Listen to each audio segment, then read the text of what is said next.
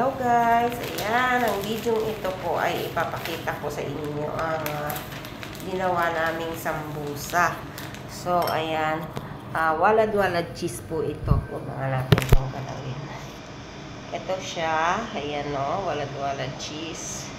Tapos, ito yung aming nagawa kasi mag-start na yung Ramadan sa katapusan yata ng February. So, ngayon pa lang ay nagpe-prepare na kami ng mga sambusa kasi tradisyon ito kumbaga ng mga kapatid nating Muslim na every Ramadan hindi talaga ito mawawala sa kanilang hapag kainan sa lamisa nila. So ito na yung finished product natin, na-wrap na natin. So ilalagay natin dito sa plastic para lagay natin, stock natin sa freezer. Diba? Napasag pa yata. So, ito. Kunti pa lang to. Pero, nag-finished product na ako kahapon. Nandun na sa freezer. Potato naman yun. So, ito mga kaibigan. Ito naman yung sambusa cheese. Cheese naman siya. Maraming flavor po to. Basta pag Ramadan, dito sa Middle East, talagang tradisyon ng mga kapatid nating Muslim to na hindi talaga ito mawawala sa table nila. Kailangan may nakahanda. So, ayan o. Diba? Ayan siya mga kaibigan. So, ilagay natin ito dito sa plastic para malalagay natin sa freezer. Hirap kasi.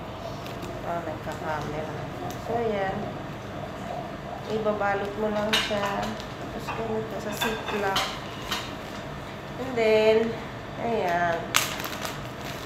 Tapos mo dito, stock lang sa freezer. Imagine, kung isipin natin, isang buwan na Ramadan po. Grabe talaga mga sambusa niyan sa Middle East. Bumabaha.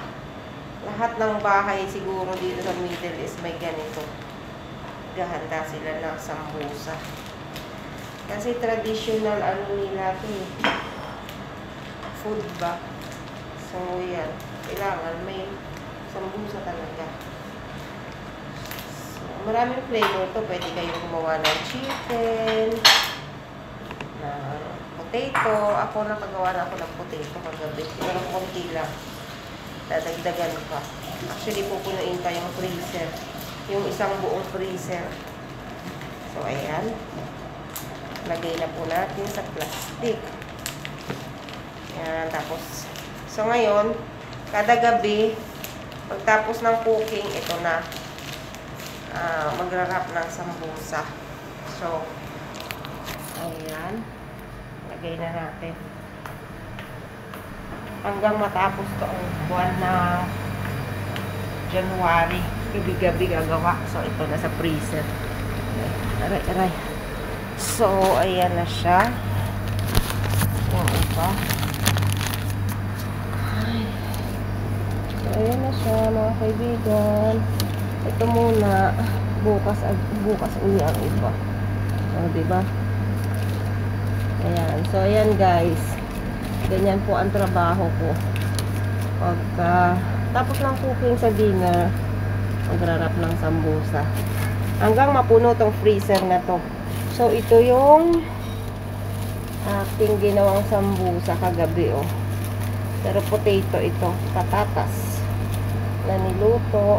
Tapos siya, kumbaga sa Pilipinas, lumpia. Pero, iba ang niya, ang pagkarap. Square siya. So, yan. Tomorrow naman yung iba. So, yan lang po muna ngayon.